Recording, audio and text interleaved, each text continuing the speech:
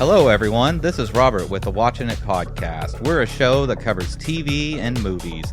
Join me and my co-host Donnell each week to talk about shows like Loki, The Lower Decks, Snowpiercer, Palm Springs, and Collateral. You can find us at watchingitpod.com or anywhere you get your podcast.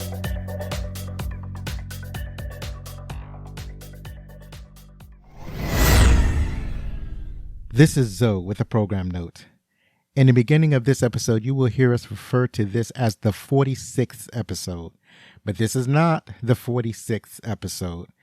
As you no doubt have noticed from the episode title, this is the 47th episode. That's right, this is episode 47. Also, I'm still enjoying my recent haircut from Classic Cuts Barbershop. If you just so happen to be in the Washington, D.C. area and you just happen to find yourself in need of a fresh cut or shave, then head down to 7934 Old Branch Avenue in Clinton, Maryland, and you can see my barber, Andre Berry, and he'll hook you up right good and proper. You can follow Andre on his Instagram account at _SB the Barber. That's _SBTHABARBR. Now that we got that out of the way, let's get this shindig started. Thanks for joining the Backlook Cinema Podcast with Zach and Zoe. On this show, we take a look back at the movies of yesteryear. That means we're going to talk about some of the best movies from the 70s, 80s, and early 90s. So thank you for joining us. Now let's get it started in here. Hi, this is Zach. And this is Zoe, and welcome to the Backlook Cinema Podcast with Zach and Zoe, where we take a look back at the movies of yesteryear. And the reason we started this show was to strengthen the bond between my son Zach and me, Zoe, where we watch movies that I loved when I was growing up, and we get Zach's opinion on these great movies. By the way, it is a 46th episode. Yes, you're right. It is the 46th episode. Thanks for reminding us. Yeah. If you like our show, then rate and review us on Apple Podcasts, podchaser.com, or your favorite podcast app. And please follow us on Instagram and Facebook, and you can find the details in the show notes. Now, this is it. This is the month of October, and we're going to do something very special all month of the month of October. We are going to go over some of my favorite horror movies. Now, all right, to be totally honest, this may not be strictly horror, like horror, like, slash, eat your heart, that kind of horror. Some of it might be suspense horror, some might be like action horror, but these are the type of horror movies that I vibe with, and that is what we're going to rock with in October. And Zach is going to be helping me go over these movies. So now this isn't my favorite genre, but there are some movies that I really like. So we're going to get some help from a very intelligent, very savvy person, a person that is really into the horror genre. So to help us out, we have today's guest. He's a great YouTuber and podcaster. He will, his well thought out movie reviews have delighted and informed listeners during the pandemic. Check out the video files. I'm sorry, I wrote that wrong. Check out the VHS Files on the YouTube channel as well, and you can join him and his wife and Jenny Lou, and as well as Jason and Owen and Mr. Eric and Eric. I got it. on the VHS Files Podcast, and follow them on Twitter, Facebook, and IG at VHS Files Podcast. Please welcome Josh from the VHS File Podcast. All right, Zach, let's give him a hand. Give him a hand. I'm blushing over here, guys. Thank you so much. I'm excited to be here. Josh, we are excited. We are very excited to have you. So, I just wanted to ask you a couple of questions. Everybody knows that I'm a terrible interviewer. I asked like extremely obvious and corny questions, but that's all I got. That's all I got. I'm not a professional. We're gonna do this as amateurish as possible. But before I get started, the questions, I noticed when I watched your introductory video on the VHS Files YouTube channel, you had in the background CGC, and for those of you who don't know, that's a the comic guarantee company. So it was a CGC graded Star Wars #1 in the background. Am I correct? You are correct, but I have to say that there is an asterisk next to that. Aha! It is a CGC graded #1 Star Wars. However, it is technically one of the reprints, so I do not have the actual #1, unfortunately. Right. That was going to be my second question, if that was a reprint or if that was the original one. But still, that was I was thoroughly impressed when I saw that. So you must be a comic book aficionado. I love comics. I love movies. I love all kinds of stuff that pertains to pop culture. So yeah, you'll find comics, you'll find music stuff, you'll find movie memorabilia, you'll find all that kind of stuff around my house. I'm just a kid of pop culture. So anything that pertains to pop culture, you'll probably find in my house. Yeah, it was great. Zachary has an impressive collection of statues and action figures and whatnot. He just gifted me with the Gundam head just recently. Nice. Yeah. So Zachary, tell him about your collection of Gundams and anime figures and whatnot. You mean just my Gundams that I've been building? Yeah.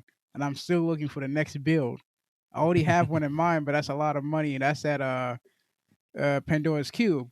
And you've seen the one I'm talking about, the one I told you about, the 160 perfect grade.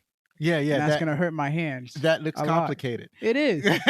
So what you call it? You also have a bunch of with anime action figures like Goku and basically mostly from Dragon Ball Z. Yeah, it's only just Goku and Frieza. I got Vegito.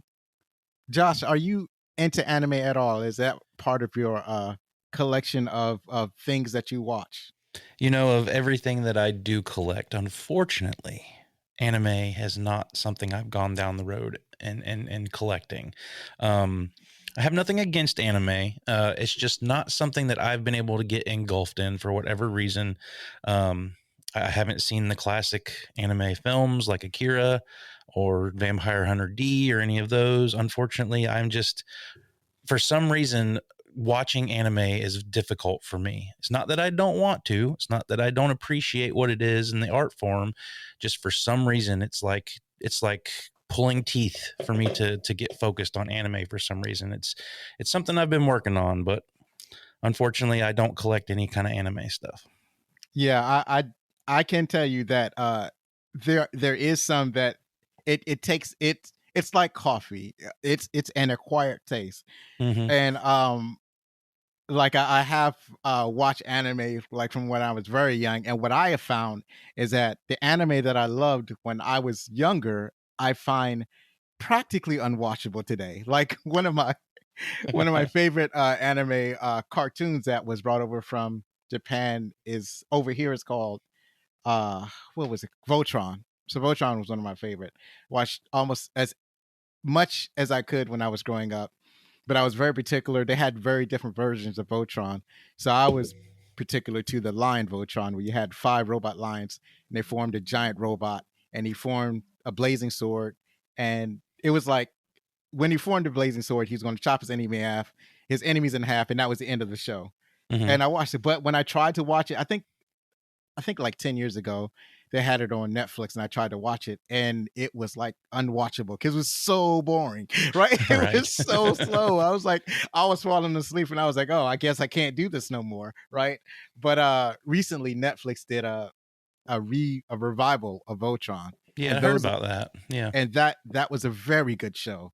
It's not exactly anime. It's like an American produced version of an anime cartoon. So that was very good. It was it's been updated to the modern era. It has a bunch of story beats that are modernized so that it's very watchable. Let's put it that way. It's watchable for an adult. So I found out with a lot of the old anime, I'm having a hard time watching. So I understand what you're going through. Now, since you brought up Star Wars a minute ago, and my wife and I watched the first episode, actually the first 2 episodes of the new Star Wars Visions on Disney Plus, which is like an anime style Star Wars show. They change up the animation each episode, so it's a different artist doing the animation for each one of the episodes. But the first episode they did, I was all on board for that one. And if you haven't checked that out, I would suggest checking that out, because it was, if they did an entire season in the art style that they did that first episode, I would be on board 100%. You know what's awesome is that I had heard about this like a few weeks ago, and I was planning on watching it. I did not know that it was out already. Now I'm excited to watch it. Thanks for letting me know about that. You're welcome. Yeah, so because right now we're into I'm into, because Zachary doesn't exactly watch a lot of the same things I'm watching. I forced him to watch one Disney series, The Falcon and the Winter Soldier, but ever since then I kind of left him alone to his own devices. But I wanted to ask you guys, I've listened to a couple of your shows. I love the dynamic of the father and son and the movies that you loved growing up, and having Zach watch them now. And you know, what's the age difference between you guys? I haven't caught that in any of the episodes just yet. Well, Zachary is exactly half my age. Well, almost exactly. So I'm 50 and he's 25. Wow. Okay. Yeah. So there's something else I wanted to ask you about. So you have a very wide range of movies that you enjoy, and watching the VHF Files YouTube channel, I saw that you'll watch something from like the 1960s. You'll see the inspiration that Quentin Tarantino got for his movies, and then you'll watch something all the way up to something like Avengers Endgame. So my question is, how did you develop this wide range of genres and movies that you enjoy? Wow, that's a great question you got there, Zoe. I kind of go over this in my introductory video on YouTube. I grew up with a single mom. She was always watching movies, always listening to the popular music around, I was born in 1980. So I was an 80s kid watching all the classic 80s action and horror movies. My mom did not hold back anything from me. So I fortunately was able to watch a lot of the things the kids around me weren't allowed to watch when I was younger. And it just made me develop a liking for all this stuff. I was very big into Schwarzenegger and Stallone. I discovered Nightmare on Elm Street and Friday the 13th at a very young age. And it's just something that's always intrigued me. I loved being scared watching these movies. I would go run under the covers and hide under the covers, but I would still watch the movie just because I loved that feeling of being scared watching a movie. And so I really just, that form of art is what has always engulfed me. I got into music when I was a little older, started playing in bands and whatnot. And like I said, just pop culture is something I've always been fascinated with. And then as I got older, my love for movies grew. I always wanted to figure out what inspired the making of Friday the 13th and what inspired Tarantino to make movies. So I actually try to, scope out and find these movies that inspired the great filmmakers we have now, and what makes them tick, what kind of inspiration are they drawing from. So I'm constantly, I kind of wish we actually had the technology they have in the Matrix, where you can just download all the information you need and then you instantly know it, because there's so much information out there about movies and music that I would love to have, that I'm constantly just going online and trying to find anything I can about stuff. And it'd be nice to be able to just download it to your brain and not have to worry about doing all the work and the research. Right. So, but yeah, I mean, I'm completely enamored by movies. I love watching movies. I love talking about movies. Some people think I like talking about movies to an annoyance, and that's fine. It's just something that's always been a part of me and probably will be until the day I die. So, right. That is what I kind of answered my next question, because I was going to ask how you got into watching like the earlier movies. because I've watched some earlier movies and I like some of them, that came out in the 60s or 70s, but I don't remember like watching from beginning to end, and I don't remember being thoroughly enchanted by them. There are only a few, like the original King Kong or Right. Planet of the Apes. They tend to be genre movies, is what I'm saying. It can be difficult, and I just discovered this recently. I did a short little review of some of the things that I've watched recently, and I watched one of Stanley Kubrick's first films, The Killing, and it's something that really inspired Tarantino when it comes to Reservoir Dogs. You can see a lot of where Reservoir Dogs came from in that movie, and I spoke on this in the YouTube video that I made. Dialogue in older movies tends to be very slow and slag and boring, and I tend to kind of fade away from dialogue in older movies. And that's what I love finding, is when you find these older movies that are cutting edge and have done something different with the dialogue. And then, with most movies, you're watching stuff in black and white, so you don't have that visual appeal of the colors coming at you. So it can be hard to watch those things. But once you really dig in and start watching them and really get into them and see, how those movies influence the movies that you love, you start to get a good appreciation for them. Oh man, that's outstanding.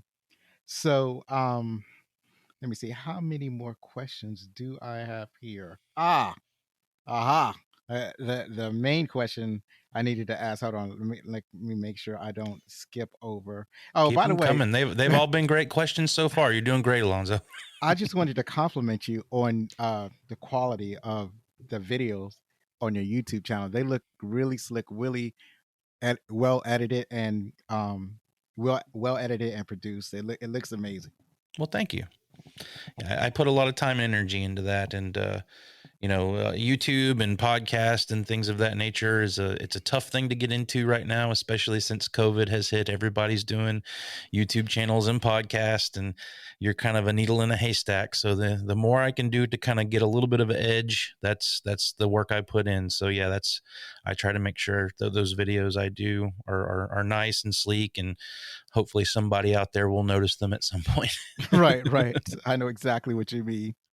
So my final question: how did you get your wife and all of your friends to go along with this podcasting? It was like you got 4 people on your show, including yourself. You have your wife Jenny, you have Jason, and you have Eric. How were you all? How were you able to bring everybody together? Find the time with your schedules to not only sit down and watch a movie at the same time, but then to also record a podcast. Watching the movie at the same time never happens. The hardest thing is getting that schedule together where all 4 of us can sit down and talk about the movie. So most of the time it's one of those where we talk about what movie we want to watch. We all watch it at whatever time we can. We'd make our notes, and then we talk about what day we're going to sit down and record. We've all known each other for a very long time. My wife and I have been together over 20 years. I've known Jason for over 20 years. I've known Eric for a little less than that. We just all kind of know each other. We're not all from the same place, but we all lived in the same place for a good amount of time. And to be honest, me, Jenny, and Eric, or me, Jenny, and Jason, per se, have been closest throughout all of this. And Eric was kind of the add-on to when we started talking about doing this, but he's a fellow movie lover. And we just, like I said, because of COVID, we would much rather be able to sit down in a room together and do this. I believe it would be a lot more fun, but COVID kind of gave us that push to be able to, we can all get on Zoom and we can record something and we can talk about movies and have fun. And we decided to do it. And it's been just over a year now that we've put out an episode every week, and we are having a blast doing it. And we're going to continue to do it as long as it's fun for us. So that's awesome. All right. Zachary, tell us what we just watched. John Carpenter's Vampires. John Carpenter's Vampires. So when did you watch this, Josh? I actually just finished it probably 20 minutes ago. Yeah, we just finished it a minute ago. I have to watch it nice and fresh because my memory's failing. So I gotta talk about it as soon as we finish watching it. That's when I'm most hype about talking about a movie. Yeah, I've seen this one many times. It's not something that I am not familiar with, so I just wanted to watch it to brush up a little bit. I'm a big John Carpenter fan, so I've seen most of his stuff, numerous times. And even for our podcast, I tend to watch things once, more than once, just to make sure I am, have as much knowledge as I can going into it. But I was only able to get one watch in on this one, so hopefully I'll be entertaining for you guys today. No, hopefully we'll be entertaining. All right, Zach, tell us about John Carpenter's Vampires. Recovering from an ambush that killed his entire team, a vengeful vampire slayer must retrieve an ancient Catholic relic that should it be acquired by vampires will allow them to walk in sunlight. That was by Scrib via IMDb. Yeah, so that sounds very ornery. It sounds like that something like that would happen. It's bad enough dealing with vampires at nighttime. It's dealing with them at daytime. That take away their only weakness, man. I can't imagine a more dire circumstance. This is a vampire with a plan and a goal, and you got to admire that about this particular villain. So this movie was released on October 30th, 1998 by Columbia Pictures, Largo Entertainment, JVC Entertainment Networks, and Storm King Production. It grossed over $20 million in the U.S. and Canada on an approximate $20 million budget, and it had poor reviews. Josh, what say you about these poor reviews? Everybody's going to have their opinions about things, and that's exactly what they are, is their opinions. Well, all I can say is I vehemently disagree with these opinions. I think, I haven't read a bunch of the reviews that they've put out there for this one. Me personally, I like this movie a lot. I do think that it's kind of silly, and that's fine. I like silly sometimes. And as far as John Carpenter movies go, it's definitely not in my top 10 for John Carpenter movies, but this is a very fun movie for sure.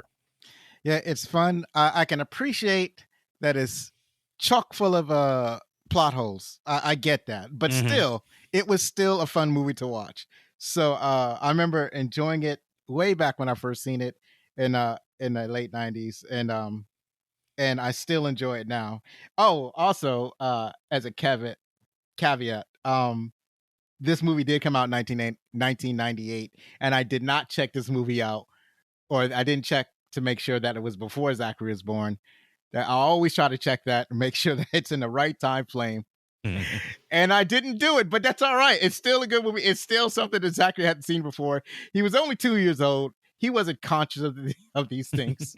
So... Well, I want to ask Zach. I mean, is Zach familiar with John Carpenter as a director? Does he know? Does he look at any of John Carpenter's movies in that way, as it's a John Carpenter movie, or has he seen any other John Carpenter stuff? Like, I wanted to ask about that. Oh no, not at all. All right. So he's we're gonna educate you today, my friend. he's not familiar with John Carpenter, but we have seen at least one other John Carpenter film. I think we've seen two of them, but I can't remember. But we definitely saw Big Trouble in Little China. I was going to say, if you guys are into kung fu, martial arts and stuff like that, that's one you definitely got to check out right there. So. Right. So we did see that. And I think I'm 90% sure that we've seen another, but I can't think of it right now.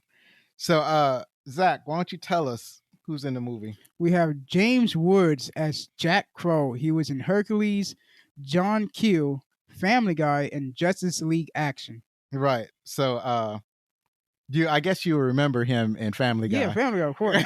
Did you recognize him when you first saw it? Yeah. Oh, okay. That's good. So James Woods has been around a long time. He's in some of my favorite movies. So that guy's got quite a career under his belt. Yes. Do you remember him in Hercules? No. Josh, I do not. Oh, you don't know either? No. He was Hades. No, we're talking about the cartoon Disney Hercules. Oh, I don't know if I've actually seen the Disney Hercules, to be honest with you.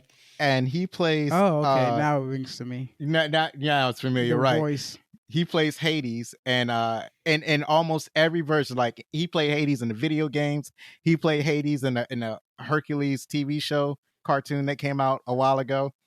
So apparently he thoroughly enjoys being Hades. So this movie also has Daniel Baldwin as Anthony Montoya. He's been in Hawaii Five-0, 2013, Grimm, and Cold Case. So Daniel Baldwin, I was looking at his credits. He's also known as the not as attractive Baldwin brother. Right. the lesser attractive Baldwin. He's been in a lot of TV shows, not in many movies, at least not in many movies that have gone like to the theater, maybe some direct-to-video movies. So there's one movie I remember him from, and I don't know if you've seen this one, but do you remember Harley Davidson and the Marlboro Man? I remember that one, but I didn't watch it. I knew that it came out. It was with Don Johnson and somebody else. Mickey Rourke. Yep. Right. So I would say check that one out. That's a fun movie. If you guys want to have one that you both haven't seen, I would suggest checking that one out and talking about it on the show. It's a fun little movie. Right. I might even do it. I've always been curious about it, but I remember John Davison not John Davison. I'm saying it wrong. Don Johnson, when he was on an interview in one of the talk shows, his endorsement of the movie was very tepid. Like he would say, "Well, we didn't reinvent the wheel, but it's a nice, fun movie." It's like, you know what? That doesn't sound like a glowing endorsement, right? Right. It's definitely not a what would you say? It's a very average movie, but it's one of those that I watched a lot as a kid, and it's a fun movie, a lot like this movie. So, right. I might go ahead and check it out. Go ahead, Zach. We have Cheryl Lee as Katrina. She was in Twin Peaks and Wild at Heart. Right, another actress that's basically been on a bunch of TV shows. Right, so. I'm actually a big fan of Twin Peaks, and as soon as I saw her in this, I was like, "Oh, it's Laura Palmer." Right. So, when Twin Peaks, David Lynch stuff, I'm a big fan of David Lynch movies, and if you have not seen any of his stuff, you are in for a treat. It is very bizarre. It is very mysterious, and most of the time, you're going to walk away from his movies or TV shows going, "What the hell did I just watch?" Yeah, sounds rough. I don't know if I've seen any. I don't know who directed Dune, like the old Dune. It wasn't David Lynch. He directed Dune, and that's one of his more average movies, I will say. Even though it's a little bit of a different movie to watch, it's definitely not going to be the same as the Dune we're going to see here at the end of the month.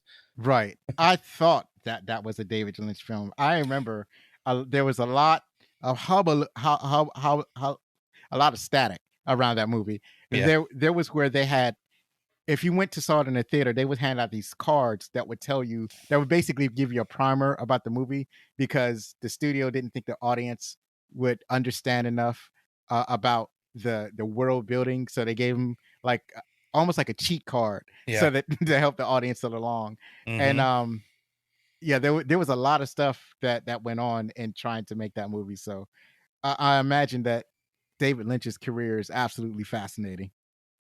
Yeah, if Dune is the only thing of his you have seen, oh my goodness, you don't even know the half of it, sir. Right. So next up is Thomas Ian Griffith. He played Jan Valak. He's also in The Karate Kid 3, Triple X, and Excessive Force. So I don't remember him in any of these movies. He seems to be a rather imposing figure, so that he has that going for him. He in The Karate Kid 3, he was the evil sensei that was teaching Daniel. Like I don't know how familiar you are with Karate Kid Part 3, but in that one, Daniel decides he's going to go learn from another dojo guy, and that's the actor that plays him is that actor. I'm not super familiar with that movie. I've only seen it a handful of times, but I do remember he was in that. I don't think I've ever seen a Karate Kid 3. I kind of checked out after Karate Kid 2. And I believe he's coming back for the new season of Cobra Kai that's coming out on Netflix. Oh my goodness, that's a great show. Go ahead, Zach. We have Maximilian Schell. Let's go with Schell. Cardaniel Alaba. That my feelings hurt. That's Cardinal. Oh, Cardinal Alaba. He was in Judgment at Nuremberg, A Bridge Too Far, and Deep Impact. Right. So this is a prized character actor. He does evil very well, is what I can say about him. I'm not super familiar with him, to be honest. So Right. Neither am I, but he was very good in this movie. We also have Tim. Oh shoot, I got a good one, Zach. I got a good name. We also have Tim Guinee. He played Father Adam Gutel. He was in 99 Homes, Iron Man, and Sweetland. So I guess he's good. I don't know. I haven't seen a bunch of them. Who's the next actor? Mark Boone Jr. He was Catlin. Yeah. Okay, he was in Monumento, Batman Begins, 30 Days of Night, Too Fast, Too Furious. So, Josh, are you familiar with Mark Boone Jr.? I am super familiar with him. He is a character actor that has been in a very wide list of movies. Yes, he's been in everything that I like. Zach, do you remember him in let me think, Batman Begins? I don't. He's very popular with Nolan. He's been in a handful of Nolan's movies, and right. I'm mostly familiar with him from his character in Sons of Anarchy. Oh, that's awesome. I hadn't actually gotten into Sons of Anarchy. See, I'm thinking about his look. He has a very distinctive look. He kind of looks the same in every movie because that's the look that people are going for. And man, I hadn't seen Batman Begins in a long time, so I can't exactly remember who he was. Well, he's a little more like dressed up. Oh, wait a minute. He was at the Sleamy detective that was working with the Joker, I believe. I think. In Batman Begins? Yeah, I think. I don't remember. I know he was like a detective or something. Right. Most likely. I got to do a rewatch because I totally forgot. What I'm remembering him from was 7. I'm 90% sure that was a dude. So I remember in 7, they worked with this FBI agent to give them info on the when they're looking for the serial killer. You're right. You're absolutely right. He was a little bit cleaned up then. Mm-hmm. And a lot less hair. But yeah, that is that dude. But it's like every time you see him, he's very distinctive. Mm-hmm. Yeah, he's when on our podcast we have a little section we call Almost Famous, and it's where in the movies that we watched we go through and we kind of try and pick out those actors that you've seen their face, you know who they are, you've seen them in things, but you can't quite put the name to the face. And this guy, Mark Boone Jr., is definitely one of those guys. He would definitely be up for the award in one of our episodes because you see his face, you know you've seen him before, but you can't quite place what you've seen him in. He's definitely one of those kind of guys. Right, absolutely. So next we have Gregory Sierra. He played Father Giovanni.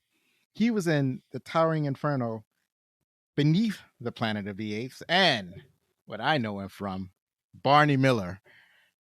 So that was the first priest that they had, the one that got drunk at the beginning of the movie. That dude, yeah. Okay. So, but I remember him from Barney Miller. I was like, oh, there's old dude. There he goes. He's gone now. He's gone. Yeah, not around too long in this one. Right. Go ahead, Zach. Carrie. Oh my goodness, it's hard, isn't it? Hiroyuki Tagawa. Let me try. Tagawa. Carrie Hiroyuki Tagawa. Yeah, Tagawa. He was David Dale. Yeah. He was in Mortal Kombat. Mortal Kombat. Planet of the Apes 2001, and he was in Tekken. Really? Yeah, apparently so. I didn't know that either, but. The movie Tekken or the game Tekken? And the movie Mortal Kombat or the game Mortal Kombat? Because you didn't want to put it down as which one unless they didn't tell you. Well, let me break it down for you. He was in both. He was in both. The movie Mortal Kombat, the original one, he was Shang Tsung. And then he was in Mortal Kombat 11, the game, as Shang Tsung, reprising his role because he can't get enough of it. And I'm pretty sure they talk about the movie Tekken. So not the game Tekken. So, but I didn't see him in this movie. Like I didn't recognize him at all in this movie. Apparently he was one of the gang that got killed. So he didn't last too long. There was apparently some on-set drama with him because he thought he had I believe he went to John Carpenter about wanting his character to do more in the film, and there was a little bit of a debacle there, and I think he almost got cut completely out of the film. So yeah, there was a little bit of a drama there. Right. So I did next not up- even recognize him with him having short hair. That's the thing. Oh, you're looking at him now? Yeah. Yeah. I couldn't recognize him. That's how Yeah, horrible you it take is. that long hair away, it's definitely like, oh, I didn't even notice. Right. So next up is Thomas Rosales Jr. He played Ortega. He was in Running Scared 2006 and Speed. So there are two Running Scared movies that I realized. There's the original that me and Zachary watched, which is a comedy, and there's another one with Paul Walker that has nothing to do with the original. So so Ortega was in the second one, and Speed, which I don't remember him in Speed, but anyway, there he is. And then who's next, Zach? Henry Kingy.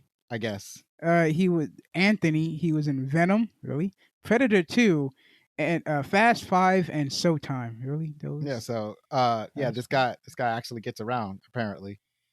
Venom and He's in Fast some of our 5? famous films. Don't recognize him. If it's the guy I'm thinking it is, and the reason I know who he is from Predator 2. I think he's the gang leader that ends up on the roof at the beginning of Predator 2 and ends up like falling off of a roof or something. I think that's who this guy is. So Right. he's a character actor. He's usually a background guy. Never really has too many lines. So. Right. So yeah. But he's on this list because he's in the beginning and then he's dead. So Oh, Thomas Roswell Jr. was the Mexican guy in Speed. Not the one with the gun, the other one. the one that shot the bus driver. No, the other. There was like two Hispanics on there. He was the one with the longer hair. Not you know what? That dude, the dude that Yeah. called Gigantor. Not, I don't think that can. Maybe it was. I don't know. I'm just looking at the picture. Like I said, there was two Hispanics and then there was a Native American. Right. I hope I didn't put this in there by mistake. But anyway, we're gonna move right along. There's also David Roden. He played Bambi, and who's the last one, Zach? Clark Coleman as Davis. Right. These guys are primarily, I believe, they're primarily stuntmen that they got to act. So they're stuntmen who got some screen time. So, any more comments, Josh? Nope, I think you got pretty much everybody that's in this bad boy. All right. So, Zach, Let's tell us see. about the director. Yeah, this was directed by John Carpenter himself. He also directed The Fog, Halloween, Escape from New York, They Live, and Big Trouble in Little China. Yeah. So, John Carpenter, he's a great filmmaker. He's done a lot of stuff. Let's just say and most of his stuff, they're basically they're cult hits. So if you it's almost like people who are fans of John Carpenter movies are fans of John Carpenter. But I can't really say that I'm a fan. I just like particular movies that he's done. So I love Big Trouble in Little China, and I love Escape from New York, and I love this movie. But a lot of movies I haven't seen. So I imagine you, Josh, have seen all of his movies. I have seen and own every movie he's ever directed. He's one of those guys that I grew up watching and not knowing I was watching him, because I loved Halloween. I loved Big Trouble in Little China. I loved They Live. But I never knew when I was younger that he was the guy behind the camera on all these movies. So when you start watching those films and realizing that John Carpenter is the one who's directing them, you start to see the threads that run between them and how they look very similar and feel very similar. One of the biggest John Carpenter movies that you didn't even mention there is The Thing, which is a great horror film. And one of the most underrated horror films, in my opinion. I mean, a lot of people out there love that movie and talk about it quite a bit. But as far as a horror movie goes, you don't really see a whole lot of people talk about that as one of the best. And John Carpenter's The Thing is something of legend. And if you have not seen that one, if you're going to start with any other John Carpenter film, I suggest watching The Thing. Yeah, we need to go ahead and try to get that watch in, because I've heard about The Thing for most of my life, never actually got around to watching it. I remember seeing The Thing advertised in comic books. I would get comic books. It's like, oh, it's a thing. And then later on, they made it into a video game. Well, I never got around to watching it, probably because I didn't want to watch a horror movie. So I don't know if it's because I just never got around to watching it on the movie screen, or I was like, oh, this is a horror movie. This is not for me. I'm gonna watch something that's a little less scary. So Well, before you continue- let me go ask you ahead. guys, like, I'm typically surrounded by a lot of people who love horror movies, and we talk about them all the time. And I find you guys a little interesting since you say horror is not really a genre you're into, and I'm just curious as to what it is about horror that you're not really drawn to. Like, why is it you don't want to? You're not more drawn to a horror movie as opposed to something else? Let me put it this way. Well, I don't know, Zach. How do you feel about horror movies? Well, it depends. Sometimes it could be horrible, like Unfriended, completely horrible. So what? Other times it could be good, like I think Insidious. I forgot which one I watched. That was a good one I liked.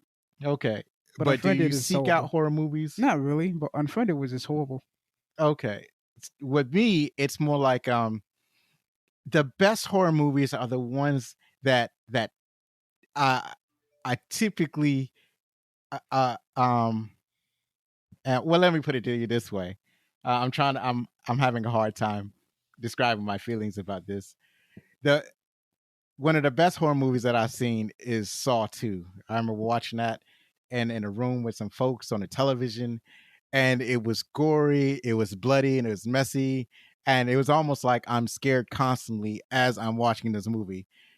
And everything they did right about that movie is why I can't watch horror movie. Can't stand the blood, can't stand the gore, can't stand the suspense of somebody about to get killed. Like, all that is great, but it's like I can't do it. I can't. It's like I'm the type of dude that's gonna cover his eyes in the movie theater when that stuff starts coming on. So it's, the excessive gore in a horror movie is not exactly what I find attractive. So I tend to stay away from it until I'm pushed to the point where I feel like I gotta see it. You know what I Right. mean? That's something Right. that is particularly interesting. But there are some that I just kind of fell into. Like, I think with Vampires, this movie, I kind of fell into it. And I do like a particular type. Like, I do like the zombie movies, and I do like the vampire movies, because there is such a variety Mhm. of horror and vampire. And then there was Final Destination, which I liked because of the ingenuity of the project, whereas it's not like a physical killer coming to kill people, it's death itself. Right. And then everybody's sort of dying by coincidence or accidents. It's like, somebody just so happens to walk into a street and get hit by a bus, right? So Mhm. I'm happy I watched all of them and knowing this is nothing but a full repeat going in motion. right, yeah, I only watched the first one.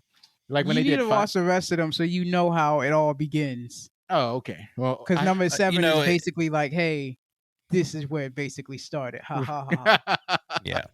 So I mean, Zach's right. I mean, the Final Destination movies are fun. They're one of those fun horror movie series, and the way they actually kind of tie that story up with the way that movie, the way that series of movies plays out is pretty ingenuitive. I think they did well with that. Now, there are a couple of those movies there that are not so great, kind of cheesy, very CG, kind of cheap looking, but overall, I actually do really enjoy the Final Destination series. Okay, I need to go check that out then. So yeah, so to sum up my answer, the gorier and bloodier and well thought out a horror movie is the less likely I am encouraged to watch it. But Well, I will go ahead and tell you, The Thing is very gory, but that should not dissuade you from watching that movie. That movie is excellent. right, which is super ironic, because I really enjoy the fatalities in the Mortal Kombat games. And the last Mortal Kombat movie, they actually went out of their way to imitate these fatalities. So it was really gory. But I think it's a combination of the blood, the gore, and the suspense. If it's So, done, so you do get scared watching movies, horror oh movies. yeah. Okay. Yeah. So See, that's something that I've never really, I mean, I did as a child, I mean, but it was the thrill of that kind of drew me to those sort of movies. So now that I'm older and I've watched so much horror in my life, I'm just kind of captivated by people who can't handle scary movies, and I'm so intrigued as to what it is about them that turns them off, or what it is that scares them about them. Because me, like, I've had everybody show me every movie they think is the scariest movie they've ever seen, and I'm just like, oh, that was good. I mean, I wasn't scared, but it was good. Like, I just, for whatever reason, movies don't scare me, or at least movies that are supposed to scare me in that sort of way don't scare me. Now, I will say I have seen some stuff on screen that has freaked me out, namely War of the Worlds, the Steven Spielberg remake that he did back in the early 2000s. Like, there's a scene in that movie where they're driving through this area where there's a bunch of people crowding around a car, and these people want the car, and they start tearing the car apart trying to get it. And just like mass hysteria, that kind of thing scares the bejesus out of me. Yeah. But like an axe murderer chasing somebody with an axe, that's nothing for me. So I just like to try and get into the psyche of everybody who, doesn't have a thing for horror movies and what it is exactly that they don't like about them. Right. Oh, and the other thing is that sometimes a horror movie can be very cheesy or corny or campy, Yes, right? absolutely. And that's also, and I can't tell if it's going to be the type that's actually going to scare me or the type that's going to be super campy and not particularly interesting. Like it's more funny. You have to have a because of good the campiness. balance. You Like have to have a Unfriended? good balance of cheese and funny, or it has to be funny and scary at the same time. It can't just be so cheesy that it just null and voids everything else. What were you saying, Zach? Unfriended, because I didn't find that scary. I just found that funny with the deaths, and I'm like, okay, these are stupid deaths that's happening. All right. So And before you continue, Henry Kingi, so he's a stunt double. he's Venom. another stunt man. Yeah, Oh, okay. he's also a stunt double for Samuel Jackson in Marvel. All right. Well, I didn't recognize the name. Okay. So this movie was written by John Stakely and Don Jacoby. Stakely wrote the novel Vampires with a $S at the end, and Jacoby wrote the screenplay. He also wrote Arachnophobia, Double Team, and Evolution. So a little bit up and down on his screenplays. I don't know. Maybe the screenplay is way better than the movies. It's kind of hard to tell. Well, I think John Carpenter also has a uncredited. I think he rewrote the screenplay after they cut the budget on this, because the budget was originally supposed to be, I think, $60 million, and they cut it down to $20 million at the last minute. Right. Yeah, And that caused them to have to rework a lot of things, and Carpenter ended up having to go through and rewrite a lot of the script to fit for the budget they had. Yeah, that was probably a wise thing. I don't know. It's kind of hard to find it to say, right? Because maybe if they had kept the budget, it would have been a higher grossing film, or maybe they cut the budget because they didn't feel that the story that they had was going to cut the mustard, so to speak. Well, according to John Stakely, he wrote part of the screenplay, and he said a lot of his dialogue ended up in the movie, but a lot of the plot points did not. So this definitely had a lot bigger of a plot that ended up scrapped because of the budget, for sure. At least they didn't have like 10 writers, right? So they only had a few writers. It was like basically written and then rewritten maybe a couple of times, and then you have this movie, and it's not a bad movie. It's a very enjoyable movie to watch, as long as you don't mind some of the plot holes. It's a very right. And they're really minor. Like if you watch it one time, you're not going to catch them the first time. You're probably going to have to watch it a couple of times before you notice that some things don't make complete sense. Yeah. So go ahead, Zach. Music is by John Carpenter. He composed all of the music for his movies. Yes, he does. He was like, I don't need anyone else. I can do it myself. Right. He's like Bob the Builder. I can fix it. Josh, have you noticed any movie that he actually had somebody compose for him? He tends to do a lot of the music for his movies. Because John Carpenter was an independent filmmaker and had to make movies on very short, shoestring budgets, he decided that he would take that upon himself and do the music so he didn't have to pay a composer. And a lot of his movies feature music that he did himself.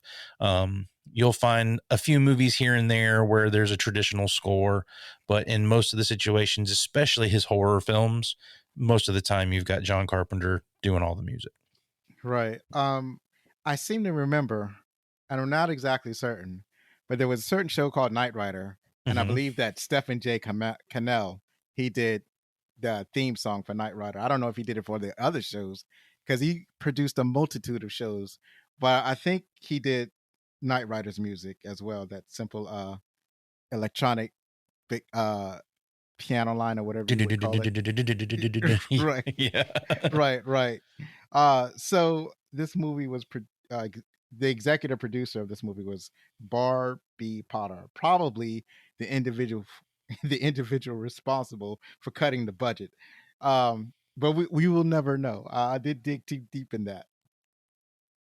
Yeah, I think there was a lot that went into the budget stuff with this. I mean, of course, it was made by a big studio, so I mean, you've got all kinds of producers and department heads and whatnot fighting for things, and they want this in the movie, they don't want that in the movie, and then of course you've got your budget they're fighting about. So who really knows what happened there?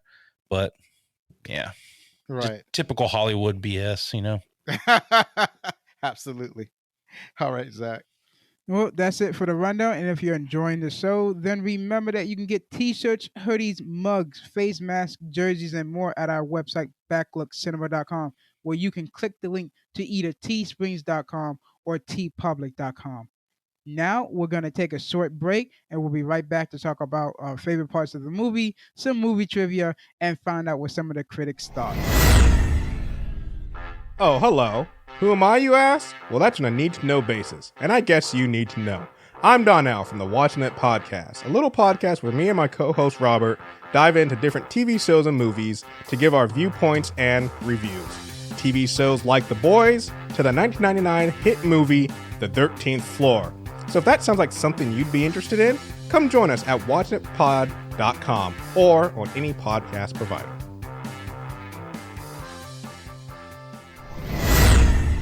If you're a vampire and you find yourself in need of human blood, there's no need to go out and slaughter innocent humans. You can go online right now to Blood Bank for Vampires. Blood Bank for Vampires offer a safe and convenient way to get your blood thirst satiated in a safe and legal manner without the need of skulking in the dark and spilling blood on the streets. Get wet without the wet work. Join our subscription service and your meals will arrive in a discreet plain brown mailer. Blood Bank for Vampires offers a bloody good service. We're back. Once again, thanks for joining us. You can keep us. Let's see, here we go again. I'm reading stuff. You can keep up with us? Yeah, that's what I'm trying to say. You can keep up with us by following us on our socials on Instagram and Facebook at Backlook Cinema Podcast and on Twitter at Backlook Cinema. We encourage you to leave feedback, comments, suggestions, etc. Or you can email us at fanmail@backlookcinema.com. And joining us is Josh. I'm still here. The VHS Podcast. He's still here. He ain't gone nowhere. So this is the time. This is the time where we talk about our favorite parts. You couldn't pull me away screaming on an arrow attached to a pulley burning up in the sunlight. Excellent. So Josh, let's start with you. What was one of your favorite parts of the movie? I love that you get thrown right into this and you don't really get a whole lot of explanation. It's just, hey, we're a bunch of vampire killers and we're going to go in here and take out some vampires. Not much more you need to know from that point. And this whole opening sequence of this movie is just fun. You get introduced to James Woods' character here, and you can tell he's one of these guys that just takes no BS. He's there to take out vampires, and that's it. He will do anything to take vampires out. He will kill anybody that gets in his way. Like, he is just no holds barred, cutthroat. I'm going to kill every vampire I see. And I think that's so fun to introduce this movie that way. All right, Zach, how about you? The attack at the motel, that was a good one. Right, when Valak shows up Yep. and kills the vampire team. Yep. Like, okay, the first one gets a hand through his chest and sliced up and doesn't see anything until he falls down. Then he's in half. I'm like, oh, okay, nice. I'm gonna tell you what my favorite part is. Favorite part of the whole movie is really the opening scene that you alluded to, Josh. It's just like they show up and and they're like, remember the plan, and they got their team and they got their equipment, and they were like, okay, we're going to do this by the numbers. So what we're going to do is we're going to walk up in a horizontal line intimidatingly at this old dilapidated house, and then we're going to stop so that we can look cool for a moment, and then we're going to continue walking towards the house. And it was just awesome. They had their special equipment, their special guns, the special harpoons, their very specially made what do you call it, stakes, because it was like a wooden stake, but it had like a metal tip just to make sure it goes through the body. And then the whole situation where you would shoot a vampire that's attached to a winch, that's attached to a truck outside. They always attack in the daytime, and they just drag them out into the sun, and then they burn up.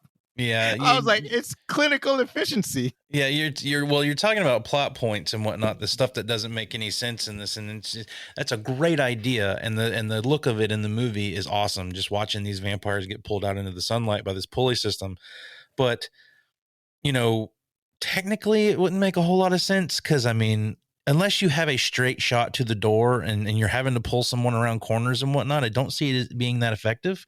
So that was one thing I really kind of noticed watching it this time. Was I like the idea here, but it doesn't really make a whole lot of sense.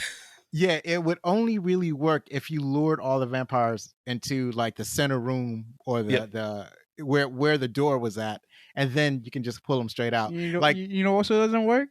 What's that? You have to reload the thing. Remember that? Right. They have to reload that one harpoon that they have every single time. Why is he the only one? Why is there only one harpoon? They could have at least every other person could have had a harpoon, and then they shot, and then they would take turns hooking up to the truck. I mean, I think what they've done, I think sometimes they would actually kill the vampire, because the stake will still kill the vampire, but they want to make sure that he's dead, so they drag the dead body out into the sunlight. So there were they did do that. They did sometimes try to kill the vampire first and then drag him into the sunlight. So yeah, you'll find a lot of vampire movies to play with the rules of vampires quite a bit. In this one, there's that scene with Crow and the father as they're driving to whatever destination they're driving to, and he tells the father, he says, you wear garlic, that's not going to help you. It's just going to be flavor for them when they bite you. And like he basically lays it out that nothing that you've ever heard or seen about vampires in movies or anything of that nature is going to help here. You just need to drive a wooden stake through their heart and then get them in the sunlight. That's basically your defense right there. Right. And I do like that every vampire movie has its own rules. So they have their, in this movie, they don't transform, they don't turn into wolves, they don't turn into smoke, they don't do any of that they stuff. Don't need permission to enter your room. Right. They don't need permission to get into your house. Right. They don't follow any of those rules, where in other movies they kind of select. So I think one of the exciting things about vampire movies is to find out exactly what the lure is for these particular vampires, and then you enjoy the movie on its own terms. So the only one that I kind of bumped up against is in Blade 3. Blade fights Dracula, like the first vampire, and Dracula is in the daylight, and I'm always bumping against vampires being in the daylight, because that's the one thing I can count on, is them being being vulnerable to sunlight. And in Blade 3 he wasn't, but then in that movie he actually mentions that in the book based on Dracula, the actual book, Dracula actually, that lore wasn't invented in that novel. Right. So in Dracula, the novel by Bram Stoker, at least Dracula goes out into the sunlight. It's not something that affects him. So it was something that I guess was introduced to vampire lore later on. Yeah, there's been so much they've changed about vampire lore, and a lot of people hold Bram Stoker's book pretty close as far as what the definitive rules are when it comes to vampire stuff. But that, it just makes it more fun when you play around a little bit. The fact that this movie hinders on kind of what you're talking about, and the whole reason Valak is doing what he's doing, and the reason they're hunting him down is because he's trying to become a daywalker and be able to walk around in the sunlight. Therefore, the only thing that's going to hurt him is a stake through the heart. So you're very much condensing what's going to hurt these vampires, and that's a pretty big threat. So I do like that. That's kind of the problem we have here, is we want to prevent that from happening. And that kind of sort of, this movie could almost, and it could almost exist in the same universe as Blade, because you've got the idea of a daywalker vampire, and then you've got people hunting down vampires. Like, Blade would fit right in with James Wood's crew here, I think. Right. He certainly would. He would probably do most of the work himself. As a matter of fact, near the end of the movie, you do see some Blade-like characteristics in James Wood. So is there another favorite part that you liked about this movie? I mean, I like the whole relationship between him, between Crow and Montoya, and how they've got this kind of brotherly relationship, and they don't take shit from one another.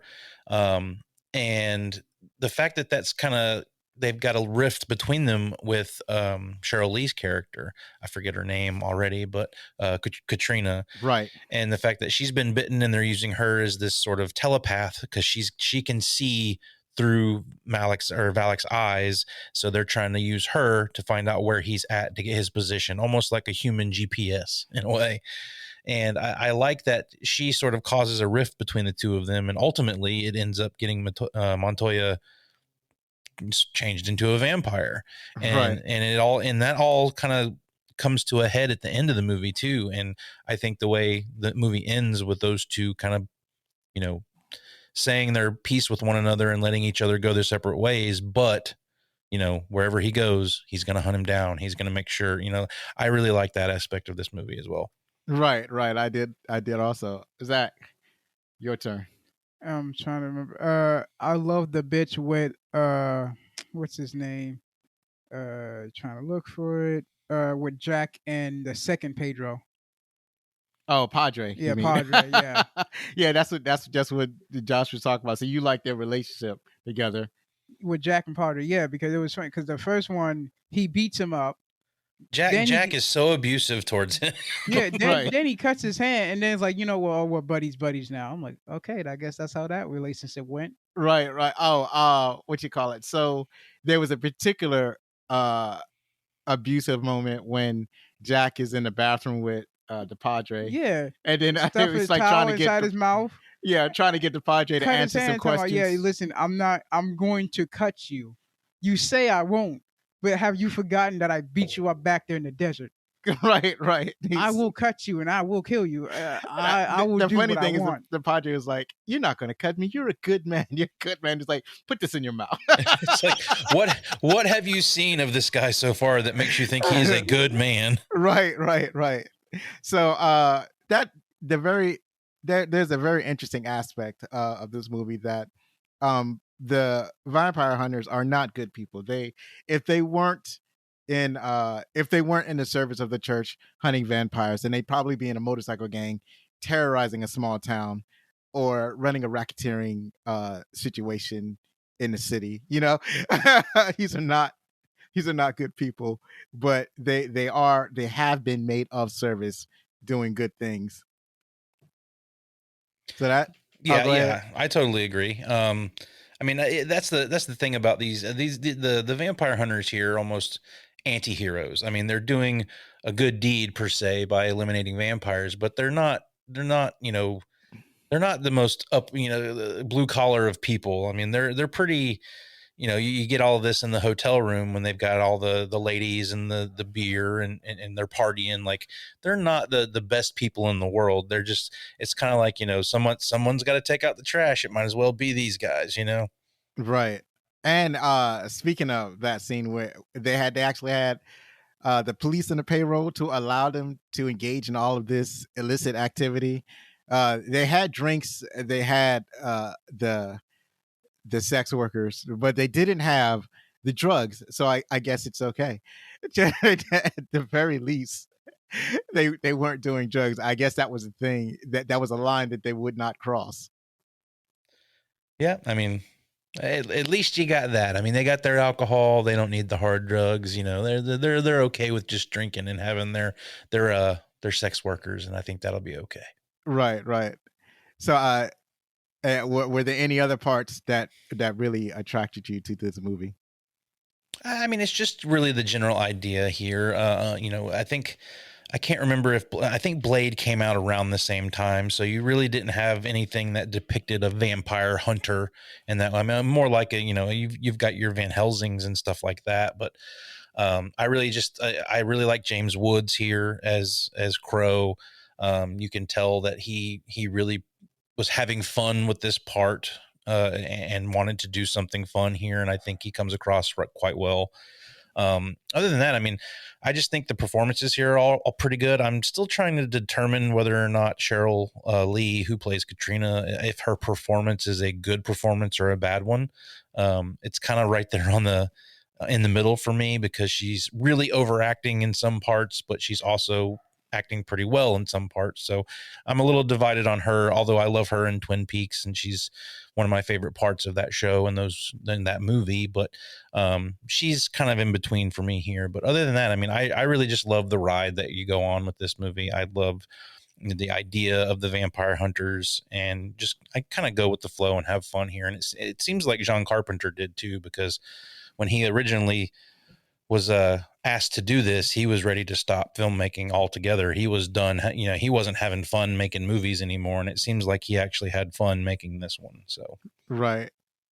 Zach, what's your final thoughts on one of your favorite parts? Well, this is going to be a twofer, because one is when Valak and his, I guess, other vampire masters coming from out of the ground. Because that answered the question about where was the massive vampire at? Apparently underground. I'm like, I'm not going to question how he buried himself. I'm just going to be okay with it. That he probably had the other vampires bury him. Sure. But the first time, at least, I don't know how it happened. That's second time. Yeah, that's what I'm second saying. Time was kind of iffy. It could have been that he went in the ground and dug a tunnel to his current position. Well, that's also kind of one of those plot holes you were talking about, because right. if how did he bury himself? But also, he's got this whole group of vampires that are following him around later. Like, where were they when he took out the hotel? Like, he could have easily just annihilated everybody if he had his team with him there, but it's just him. So I'm wondering did he have this team of vampires all along, or are they vampires that he changed before he had the final showdown with Crow and everybody? So they don't really do a whole lot of explaining that. That is one of those things where it's just I'm gonna roll with this. I'm having fun. I'll let it do its thing here. Right. They didn't really explain it, but I believe they did allude to that he was building something like this for a long time, since he was looking for stuff. So, given that it takes a while for a person to fully transform to a vampire, it seems to me that he always had, and these guys were all masters. So, and he was like the master of masters. So it seems to me that, and in this movie, they had several ranks. So the lowest rank of vampire is a goon. Then over the goons, you have the masters, and masters can make goons. And then he, being the master vampire, he makes master vampires. And I'm guessing that he had these guys stashed away in, nearby until he needed them, and then when he needed them, he called them together where they could carry out this ritual that he wanted to get done.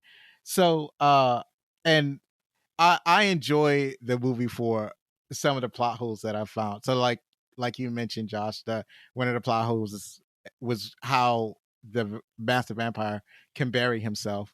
I like that he buried himself outside of the coven. He wasn't dumb enough to be in the coven where he would be vulnerable. He had a hiding spot. So I thought that was ingenious part of the story. Yeah. And then there's the whole thing with Montoya and Katrina. That was kind of messed up, because first he's very hostile towards her because she's turning into a vampire, and then suddenly, without any rhyme or reason, suddenly he's in love with her. And remember, he got bitten the first time. Well, yeah, he got bitten, but that's not going to make you fall in love. Apparently it did. And then he got bitten the second time. That sealed the deal. Yeah, that whole relationship is weird, because I mean, she's coming on to Crow at the hotel. She's trying to get in his pants, and then she's paid at that point. She's true. She's acting in her professional capacity at that point. So she's not really trying to like she's not particularly into any of them. She's just doing her job.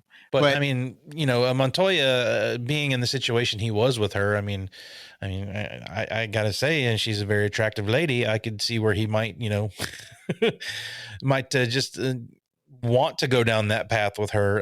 It's definitely a challenging situation. But yeah, you brought up a good point. There are a couple of very abusive relationships here, because even though he ends up with her at the end and he's in love with her or whatever, like he's very abusive towards her in the beginning. Yeah. And same with Jim, with Crow and the Padre. Like in the end, Padre is like 100% behind Crow and on his side, but that's we forget, like he beat the shit out of you multiple times and abused the hell out of you. Like, come on, man. Like, this doesn't make a whole lot of sense why you'd be on board with this guy. But right. Well, see, I can actually understand that relationship, but the one with Montoya and Katrina, that was kind of, because I could see if that he had a shine to her from the beginning, or for a long time, or whatever, if it was something that was building. But it seemed to me that it was kind of a sharp turn. First, he's hostile to her, and then all of a sudden, he's like, "Hey, man, don't talk to her like that. Why don't you chill out?" Right? He says that to Jack. He says that to Jack. Yeah, I mean, that's part of vampire lore. Is, I mean, the people, you know, when someone is bitten by a vampire, they are drawn to them because they are the ones who turn them. So she, you know, without even knowing, because she doesn't even really know what's going on the majority of this movie anyway. But you know, she does bite Montoya, and therefore she could have some sort of a link. Like she's got that psychic link to Valak. She might have some sort of link to him, and that's changed the way his outlook is on her. So there might be a lot going on there in the background that they're really just not cluing us into within the story of the movie. You know, it's just kind of part of that vampire lore that might be causing him to feel the way he feels about her. Right. Yeah. The way you explaining it is that must be it, because it doesn't make sense any other way. Yeah. So and then there were parts of the movie that I thought were plot holes that was actually a great part of the plot. So part of it was where Jack is trying to find who set up. He knows that he's been set up because Velik knows his name, and that doesn't make any sense that he would know his name. So that's why he's abusive to the father that is assigned to his team, because he thinks the father knows something, because this master vampire should not know Jack's name. Yep. So he's beating him up, trying to get information out of him, and it doesn't really work until he threatens to cut him into little bitty pieces in the bathroom, and then the father finally divulges everything that he knows about the master vampire, about what the church wants, about everybody's motives. So he knows everything except who is actually setting Jack up. But so I thought that all worked pretty good, and that's what really that's one of my favorite parts of the movie is how well that story is told. Yeah, I mean, ultimately in the end, it was the Catholic Church behind it all along. Well, it was the cardinal, right? Right. A very I think that's like a medium rank in the Catholic Church. So it was him, because he wants immortality, so he made a deal with Velik. And it's kind of weird to make a deal with a lifelong enemy who might just as soon as kill you as to give you immortality. Right. But that's what I was thinking the whole time. I was like, yeah, he's giving you this grand story about how he's going to do this and he's going to help you do that. He's going to take you out as soon as all of this is complete and he can walk in the daylight. You're out of here, buddy. Like, right. Some of these people are so naive in some of these movies. Right. He doesn't have any leverage. Like, once he gives Velik what he wants, which is this MacGuffin, this black cross, that object that Velik needs, and he needs the ritual. So he needs the black cross, and he needs the exorcism. He needs a priest or something like a cardinal. So the cardinal agrees to perform the exorcism. But like, once he does it, it's like there's no guarantee that Velik is going to stick to his word. You just gave the enemy everything the enemy wants, and there's Yeah. a potential that you get nothing in return. That's another cool little change of the lore they do here as well. Is the first thing, because they established this, that Valak is the oldest living vampire, and he was born from I don't know if it was a botched exorcism or an exorcism that didn't fully go through, but I liked it. They play with that angle here a little bit too, that he is the product of an exorcism that went wrong in some way. I think that's pretty cool. Yeah, I thought that was pretty cool too. Like a lot of the origins of vampires, it's like they come off a little bit corny or cheap. I would rather that most of the time that they not explain it at all. It's like I don't actually need to know the origins of the vampires as because as soon as you start telling the origins, then you'll mess it all up. But in this movie, it was, since that's what it was about, it worked pretty well. One of my favorite origins of vampires is in Anne Rice books, as she continued to write, like after Interview with the Vampire, and then I think she wrote The Vampire Lestat, and then as she goes on and on, she I think it was in Queen of the Damned where she explains the origin of her vampires, and that all worked extremely well. So I like that. Also in The Matrix, when they explained that some errant programs are vampires, that was good too. That was really cool. That was one of the, out of all of the ideas that the Matrix introduced to us when the Matrix first came out, I thought that was very fun. How they played into the lore of vampires and werewolves and all of that are really just, glitches in the Matrix that people have seen and things like that. Was one of the coolest aspects that they brought up in the Matrix movies, and I still love that to this day. Right. So man, that was great. We are all in agreement that this was a good movie, but I have to ask Zachary, how'd you like Vampires? Did you enjoy this movie? Yeah, I did. I thought so. Zachary is my clone. I like this movie, and I knew that he would like this movie. I knew it. I'm doing good.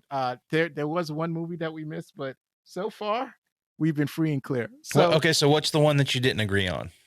That was Romancing the Stone. And and here's the thing. It's not so much that I was wrong about it. It's more like I forgot how much romance was in Romancing the Stone.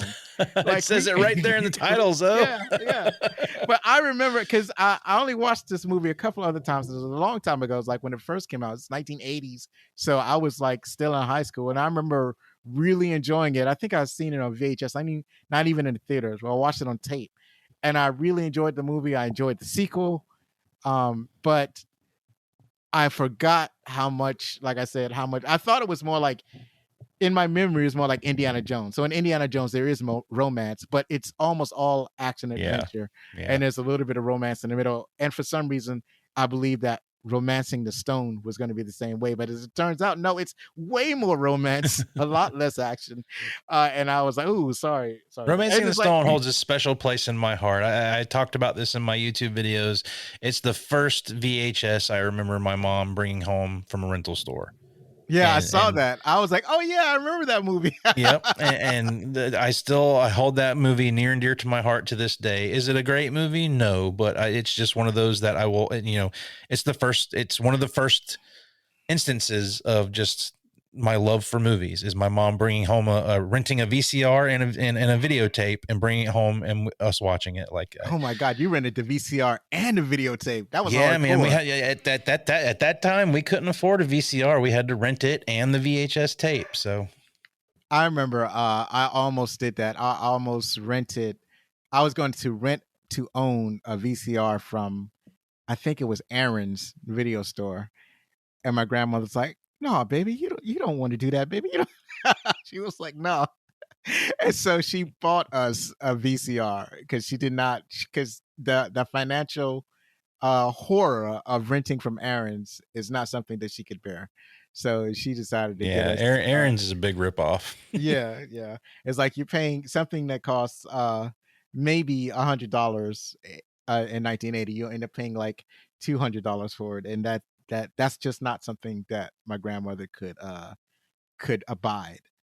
Yep. So let's move over to the next segment where we get into the trivia. We get into the meat of the making of this movie. Why don't you start us off, Zach? John Carpenter had a good working relationship with James Woods on set. Apparently, Woods has a reputation for being difficult to work with, but Carpenter got along with him just fine. They had a deal. Carpenter could film one scene as it was written, the other Woods could improvise. Carpenter found to his delight that many of Woods' suggestions were brilliant. Yeah, I can imagine some of the things that were James Wood. So James Wood is probably like, you could almost put him as a third writing credit, as in the writing credits. You could say that James Wood helped write this movie. Yeah, I mean, you got a lot of actors who want to bring their own pizzazz to their performance and whatnot. So James Woods had been around. He'd been acting for a long time at this point, had his own way he wanted to do things. And yeah, I mean, I've heard a lot of horror stories about James Woods on set with some directors, but apparently this was a good working relationship he had with Carpenter. Right. I can imagine that one of the things that Woods added was something like when after he fought the second father, he asked him, "Let me ask you something. When I was kicking your ass, did you get a little chubby? You get a little woody?" Yeah, that's one of my favorite parts. It's how he just messes with the father after that. I love that scene. Yeah, so I'm thinking that that's all James Wood. So despite being a horror movie, John Carpenter stated in the audio commentary that he did this movie because it closely resembled a Western to him. And it did kind of have that Western feel to it. John Carpenter's a big Western fan. I think Howard Hawks is one of his favorite directors. And yeah, I mean, if you go back and watch some of John Carpenter's older stuff, I mean, you can definitely see the inspiration from old Westerns there. And he's always been a big fan. And he's always said that he loves Western films. So that's why you get a Western feel here, is he was really into wanting to do like a vampire Western movie. Right. It's great that he restrained himself. Like, he didn't have them all dress in Western wear. It seemed like they all had a pretty modern look, but he did have it in a Western location. Yeah. Location was a big part of it. All right, Josh, why don't you tell us the next thing? All right. For this film, Carpenter wanted to stay away from stereotype of gothic vampires. He wanted his vampires to be savages and to not be brooding loneliness and all wimpy vampires. He wanted them to be tearing humans apart in this movie. And he succeeded. You know, what's funny is that I think he's specifically referencing Interview with a Vampire and the Anne Rice versions of vampires.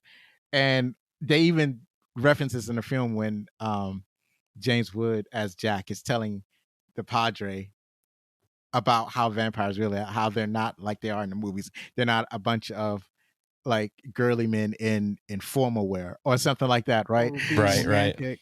So yeah, that I think it's like, as soon as he said that, even the first time I watched the movie, I was like, I know what he's talking about, Interview with a Vampire. How dare he? Those are fine vampires. That's one of my favorite vampire movies, is Interview with a Vampire. And there's some pretty, I mean, even though they are brooding and romantic vampires there, I mean, there's some gruesome stuff there too. So right, but there could also be some references to Dracula and the many Dracula movies that followed, because he was more about seducing women, and a lot of vampire lore is more about seducing women and putting them in a trance and so on and so forth.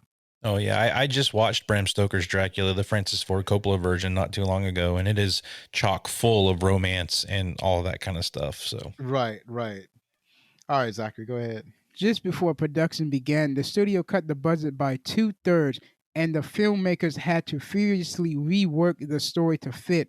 According to John Stakely, who wrote the novel, the finished film contained much of his dialogue and none of his plot. Right. It almost makes me want to read the novel to see what they left out. right. So you have mentioned this earlier, Josh. Yep. So- Yeah, I mean, you cut someone's budget like that, it's definitely gonna suffer in the movie. But I mean, I still think they did the best they could with the story and everything they had to do here. So ultimately, I mean, I would love to have seen what this would have been with the full budget, but I think they did pretty well with what they had. Right. I agree. So the film that convinced John Carpenter to stay in directing. Feeling burnt out after a string of critical and financial failures, John Carpenter had lost his love for filmmaking and was heavily considering going into retirement following the failure of Escape from LA, because, in his words, it stopped being fun. However, When Carpenter was offered the job of Vampires, he was intrigued by the promise of making a horror western hybrid, something he had wanted since the 1970s. He made a deal with himself, make one more movie, and if it isn't fun, retire. Carpenter would later go on to heavily enjoy his time on directing Vampires. Yeah, it looks like it to me. Mm-hmm. Yeah, you had mentioned that earlier. As a matter of fact, Escape from LA was a failure, and it kind of deserved to fail because it's more of a remake of Escape from New York, which is not what you want in the sequel. Like, I was so disappointed in Escape from LA. It's definitely like they went pretty goofy in Escape from LA. Escape from New York is a lot more restrained. Well, not only that, but it's like the exact same movie. It's almost a beat for beat repeat of Escape from New York. Like when you go to a sequel, you're expecting a different movie, and I didn't feel like I got that when I watched. Well, they didn't give us Snake Plissken surfing through the alleys in the original ones. that's the part that makes me cringe every time I see it in Escape from LA is when he's surfing through this. I mean, it looks bad. The idea of it's bad. It was just, ugh, God, that was a misstep in my opinion. Right. Is that his only sequel? Has he done other sequels? Well, I mean, he was involved in the sequels, a couple of the sequels for Halloween, but he did not direct. Right. And other than that, I don't think he's really done a sequel other than Escape from LA. Right. I imagine that he probably shied away from sequels after that. So, go on and give us the next one. All right. Gene Siskel enjoyed the film and said that James Woods had such a radical departure from his usual fare. He suggested that Woods be nominated for an Oscar for his performance in this film. Well, we all know how the Oscars likes horror movies, so I'm not surprised that did not happen. So right. I am surprised that Gene Siskel liked it, but the thing about Gene Siskel is that because I remember watching Siskel and Ebert, and Siskel was always like, he is like a critic from the audience. He's watching it from the audience perspective. He's not trying to psychoanalyze the movie. He's not trying to go into the meat and potatoes of how the movie was made, or he's not going into filmmaking. He just goes with his gut reaction into watching a movie, whether he likes it or whether he didn't like it. Right. So, and that's what you want. You don't want to analyze like the plot holes or the failure and plot points. The whole point of a movie is to entertain you, and you want to leave the theater feeling like you've been entertained. And I think that's what Gene Siskel represents in movie critics. Mm-hmm. Yeah, I agree. So go ahead, Zach. John Carpenter cast James Woods because he wanted his character, Jack Crow, to be as savage as the prey he's going after. Woods himself took interest in the project because it was something different for him. That's kind of funny to me because, yeah, that's exactly right. As we mentioned earlier, these are not good men. Nope. He is cutthroat, for sure. Right. So the search to find an actor to play Jack Crow proved to be difficult. Carpenter's first choice was Kurt Russell, like apparently it always is. But Russell had to decline due to prior commitments. Carpenter also wanted R. Lee Ermey, but the studio declined this offer. They felt that Ermey lacked the star power. The studio also offered Clint Eastwood, Tommy Lee Jones, and Danny Glover the role, all of whom declined. Dolph Lundgren, did I say that right? Lundgren? Hell, I can't even say it right. Dolph Lundgren. Lundgren, yep. Who was originally attached to play Crow before Carpenter took over, was asked by Carpenter to return, but this time as a villain, which he declined.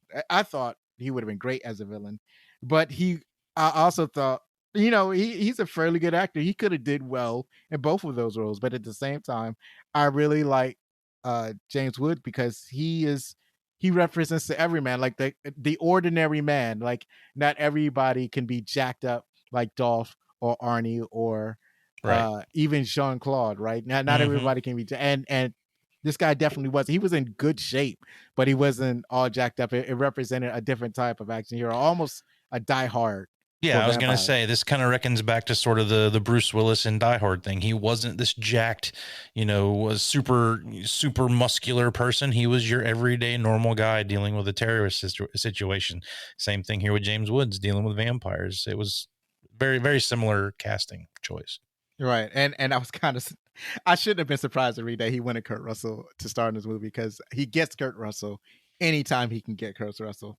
He's almost like with Scorsese. When Scorsese wants to make a movie, he immediately turns to like Pacino or Joe Pesci or any of those guys that. Yep, De Niro. Right. So you can go ahead. All right. This was the only film in the 90s that was financially successful for John Carpenter.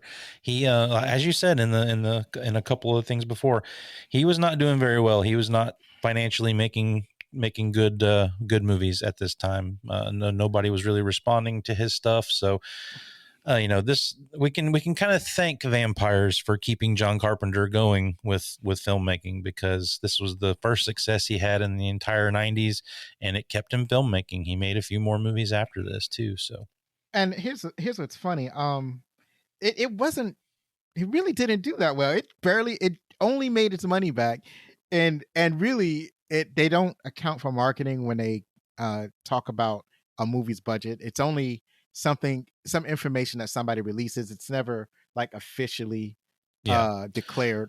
Well, domestically, it had made, I believe, the entire budget back domestically, and then I think you've also got international films or international box office that you've got to factor in there as well, which is all just on top of what they made back. So it made its money back here in America, and I'm sure it brought in some more money overseas. So I think they look at that as more of a success. Now, you look at a Marvel movie, that's a complete bomb, but something like this, I think they were thinking, okay, well, this wasn't a major success, but it was successful enough.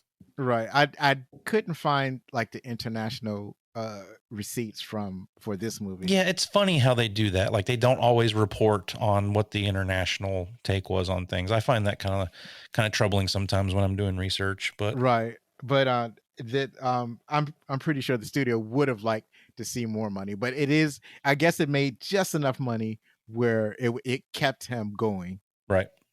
So and as you mentioned, it was his most successful film. And there was another film, Big Trouble in Little China, should have made a lot more money. But I think it opened up against Aliens, and that kind of tanked it. Right. Yeah. I mean, you talk about a cult movie, right? That is the definition of a cult classic right there. It's one of those that did not do well at the box office, but it was a major success on home video. Right. And home video, John Carpenter owes a lot of his career to home video, because a lot of his movies were not financial successes. The Thing is one of the best horror movies there is, but it was not a financial success. It actually tanked. And now, I mean, you've got people who live and breathe that movie, and it's because after it came out on home video, people watched it and started to respect it for what it was, and to see the artistry that went into that movie. And then you got that cult following behind it. Same thing with Big Trouble in Little China. I mean, Halloween was probably his first really big. Actually, it was his first really big success. It was a horror movie blockbuster at the time, and he did that on a budget of, I think, less than $500,000, and it's for a long time it was the biggest independent movie that ever made. Like, it made millions at the box office. Right. And then there's also the other thing that made them think that Big Trouble in Little China was going to be a success is that when they did the test screening for it, the audiences loved it.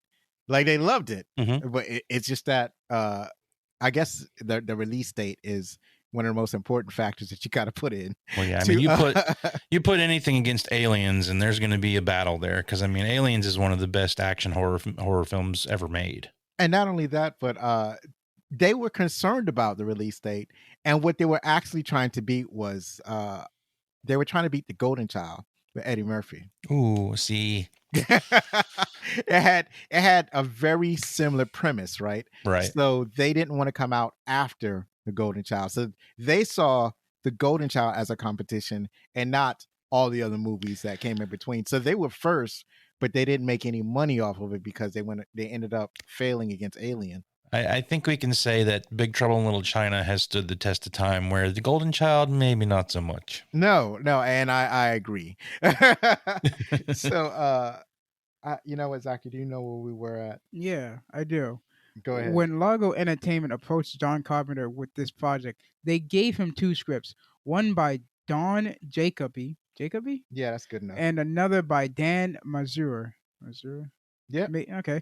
Carpenter read the scripts and the novel and saw potential in the movie that he had been interested in, which was to do a western disguised as a horror film. So Carpenter and friend Larry Sulkis worked together to create a new screenplay, taking elements from both Jacoby's and Mazur's scripts, the novel, and some of their own ideas.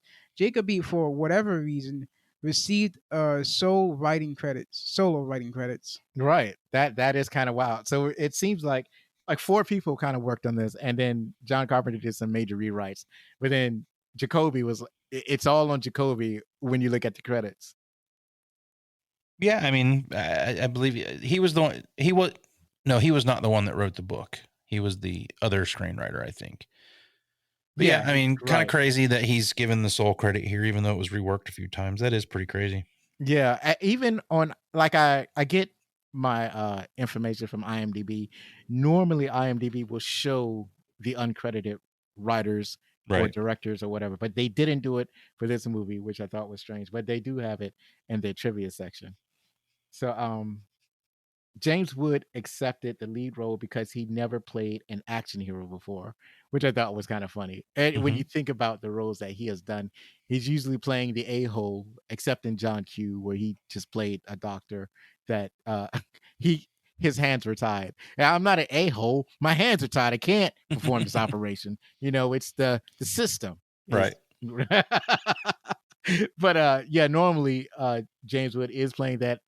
He's playing that asshole, and he's so this is the first time we've seen him as an action hero. I thought he did extremely well. His character here, kind of is a little sort of parallel to his character from the movie Videodrome, which he's not, an action guy in that movie, but he's still playing like this corporate jerk off with a bad attitude. So I can see a lot of that there. Videodrome's another one of my favorite 80s, like sci-fi horror movies. And if you like James Woods in this, you'd probably like him in that as well. Yeah, I should go check that out. It's a crazy movie, crazy and bizarre movie, but it's definitely a good one.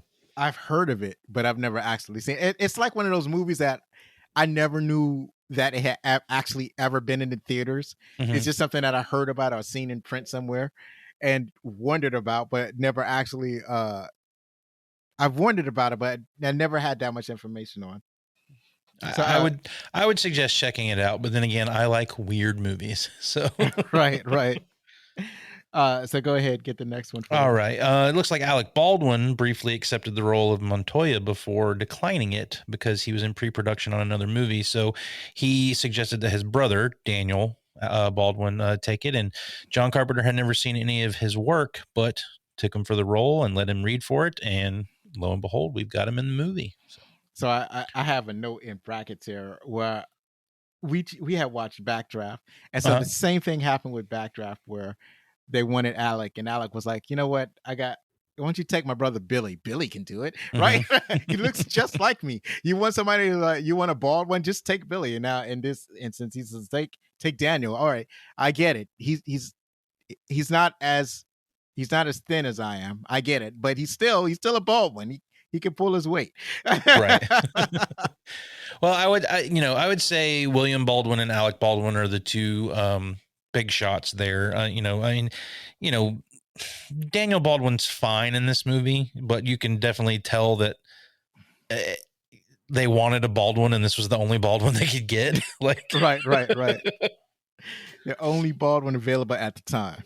Yeah. All right, Zach. The symbol on the necklace that Daniel Baldwin wears in the movie is the Nordic rune, meaning protector. And I think that kind of describes his role later on in the movie, where he's trying to protect his sort of love interest vampire from James Wood, who would just as soon as because it's funny because it kind of flips Rob, because at first he wants to kill her immediately. It's like, why are we taking her along? We need to kill her. She's a vampire. She's bitten. She's a vampire. Just kill her now. Right. And Jack's like, no, we're gonna keep her alive. It's she can lead us to him, and then it kind of flip flop. Where he's like, now I'm protecting her. Now you can't call her names. You can't slap her around. Take it easy on her. And Jack is like, are you? What, you falling for this girl? So well, it kind of gives some weight to my theory there of maybe she's got a trance over him, because he's pretty vile towards her before she bites him. Yeah. And then after that bite is when things really change. Yeah, that's correct. I think that they could have made that more obvious in the movie, but yeah, that's the only thing that makes sense in this context. Right. So according to Starlog magazine, Kari Haruyuki Tagawa was unhappy with his role in the film. He tried speaking to John Carpenter several times about his character's backstory and motivation, but Carpenter rebuffed him. This left Tagawa feeling like he was little more than a glorified stuntman, and he really was. He basically, Tagawa wanted, I feel like reading this, Tagawa wanted a bigger part in the movie, or he wanted his he wanted a speaking part, which he ended up not getting at all, pretty much. Right. He was literally a background character. He was not in a position to ask for more, and that's the problem. It's like, because you don't notice him in the movie, he's just one of the other guys carrying a stake or a shotgun. He's just one of those guys, and there are some guys that get more significant roles, like I forgot the dude's name, but the dude with a lot of hair that we talked about that was in Batman. He had the first one that was cut up by Velek when Velek interrupted the celebratory party. So that's a great little practical effects thing they did right there too. Man, that looked amazing. Right. That looked amazing. I don't know how they did it, and I don't want to know. I just want to bask in the glory of how awesome that looked. Yeah. None of it looked all that fake. The only questionable part was when Jack was putting the heads in the bag. They didn't always look like real heads, right? But most of the time, it was very well done. That was exceptionally good gore for a movie with the budget that it had. Well, this was right. I think this was 98, so this was the year before The Matrix, and that's really when CGI started really taking over all the effects in movies. So luckily, we got this one before CGI really took over. Right. Well, I think that people were really impressed with CGI with Jurassic Park, but it took a long time for other movies to kind of catch up with what Jurassic Park was able to accomplish. Yeah. But I think even in The Matrix, a lot of that was just done with camera tricks, not really with CGI, but more with the bullet motion that was done with the camera trick. And they actually, that was done with multiple cameras, just, in that put in sequence. And that was a fun shot, but right. And then they had imitated that in the NFL, right? For a little while, the NFL had done the same thing. I'm surprised they had stopped doing it. Go ahead. You were trying to say something? I don't remember what I was trying to say, but I'll go ahead and read my next little thing of trivia here. We talked about this a little bit here briefly, but there are many similarities with this and another vampire film made the same year, Blade, which was in 1998. And both are about a vampire killer who both have a similar plot. A vampire try to complete an arcane ritual that will allow them to move in the daylight. And it also features a female character slowly being turned into a vampire.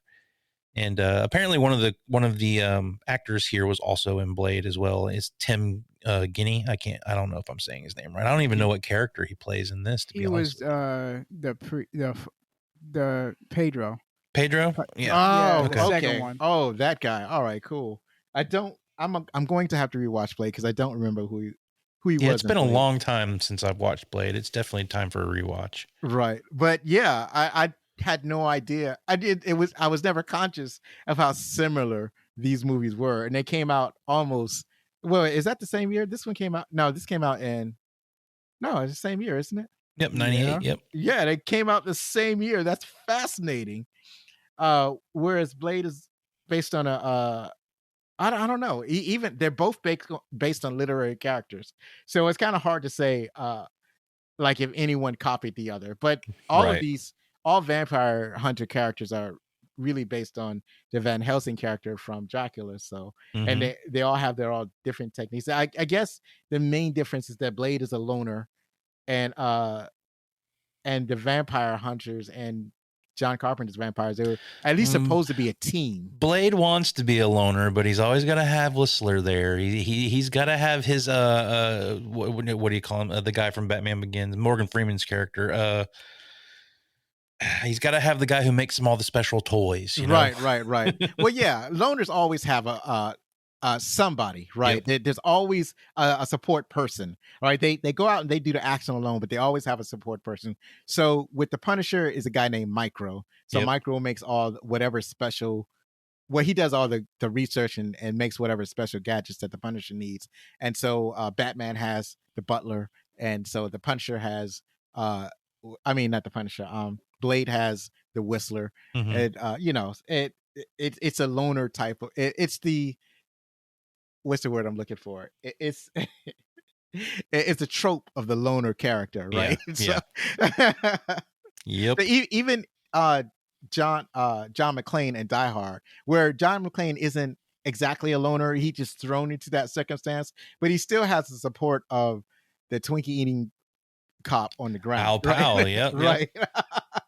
Right. Right. So let's switch over to the next segment. Let's go over and find out what the critics thought of this movie. We got a lot of this from Rotten Tomatoes. So Rotten Tomatoes, the critics gave it a 42%. The audience didn't like it much better, giving it a 47%. And on IMDb reviews, it has a 6.1 out of 10 rating. Oh, that hurts me to the core. Don't they understand how good this movie is? It doesn't make any sense to me. I'm having a dissonance over here. Right. Right. I don't understand what people are thinking. So Zachary, go ahead and read what the critics are saying. Eddie Harrison from FilmAuthority.com. The action is hard and fast. There is an elegiac, wary mood that makes this film stands out from the horror crowd. I agree, Eddie. Good job, Eddie. Go ahead and read the next one. Paul Tatara from CNN.com. So John Carpenter's Vampires stinks, and Paul Tatara's review of John Carpenter's Vampires won't be a review so much as it will be a checklist for posturing teenage boys. No, Guess he didn't like it. Yeah, and I don't think he gets it. He don't understand. What are you talking about, Paul? I don't get what they're saying. I don't understand what they're watching. What are your thoughts, Josh? I mean, they're reacting to the surface level of this movie, really. I mean, they're going off of the party scenes where you've got the girls walking around topless, and you know, back when this came out, you've got these guys talking their reviews saying stuff like this because they're really just thinking that young teenage boys are going to watch this on Cinemax or HBO just for some nudie shots is really what I think these guys are stuck on here. I think it's kind of like a holdover from the 80s movies where you had to have a love scene or a topless shot in the movie. So you don't see that much now. I think a lot of that is changing because of the success with the superhero genre, which don't have any of those scenes. Right. So yeah. And so even in a lot of action movies that are not superhero dramas, you don't see a lot of that going on as they did in the 80s. And to be honest with this movie, it's really quite tame. I mean, even if you look at that party scene, like if you took the topless scenes out of it, it doesn't do anything for the movie for them being there. It's just one of those tropes that horror movies had to have at the time. You know, you got to have some TNA in there, and you know, the movie doesn't need it. It's not really necessary. So, I mean, you could have done without it and it would have been fine. Maybe that would have changed some people's opinions, and maybe not, you know? Well, the funny thing that you mentioned about that scene is that when you saw that scene, you knew something bad was going to happen because, especially if you're a horror aficionado, you're like, well, okay, you got a party. There's some topless girls there. Something bad's about to happen. Like right about now, something bad is going to happen. Indeed, something terrible happened. Don't forget they're drunk too. Yeah, and they're drunk, unprepared, don't have their equipment with them. And it's nighttime, so they're at a huge disadvantage at this point. So go ahead, Josh. Why don't you let us know what the other critics are thinking? All right. Well, Sean Mulville of Fanboy Nation, Vampires is unmistakably the work of John Carpenter, full of gory action and gruff characters. And you've also got Matt Brunson from Film Frenzy said the picture isn't anything special, but by the standards of the late career of Carpenter, it'll have to do.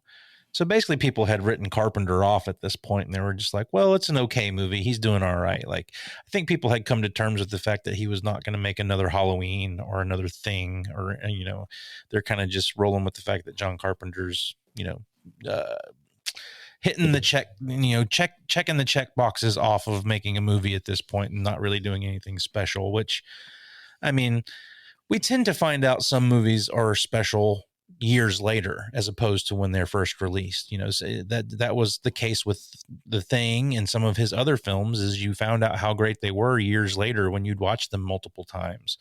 That's the one downside to being, you know, a podcaster, being someone who reacts to movies or reviews movies, is sometimes if you're watching something for the first time, you got to give your honest opinion of what you thought of it. I just watched Malignant, which is a new horror movie that came out on HBO Max, and a lot of people are buzzing about it. And my first watch of it was not that great. But the more I hear people talk about it, the more I want to go back and rewatch it and see what I missed. Like, I think a lot of film critics tend to give a movie one shot, and if it doesn't get them on that one shot, then that's it. They write it off. And I don't think that's really fair. Right. But it's kind of hard to get into it when it doesn't impact you in the initial viewing. Right. So it's maybe like the only time I would do that is if I was sleepy anyway. Like sometimes I'm watching something and I'm falling asleep, and it's like, well, or, you know, maybe there's something that I missed. Maybe I dozed off. And the older I get, the more I realize I have to give things I have to give things a chance. Right. And I am very much a person that's willing to take something. If I don't enjoy it, I will write it off and never go back to it. But when it comes to movies, some of my favorite movies now are movies that I would have told you were the biggest pieces of trash 20 years ago. Right. And it's because I've had time to watch them and really get into them and dig deep and find out what's special about them. Not just as a movie, but for me, like what's special about them to me. And I'm not, you know, Vampires, I don't know if it's going to affect me on the level that some of the other movies I avoided when I was younger do now. But I mean, this is a absolutely competent movie. I mean, if you're looking for some good, fun action horror, there's nothing wrong with this movie. It'll definitely, you know, it'll get your rocks off in that department. Right. I've been encouraged to rewatch the Solo movie. What was it called? Star Wars. Han Solo, a Star Wars story. Oh yeah. Yeah. Oh yeah.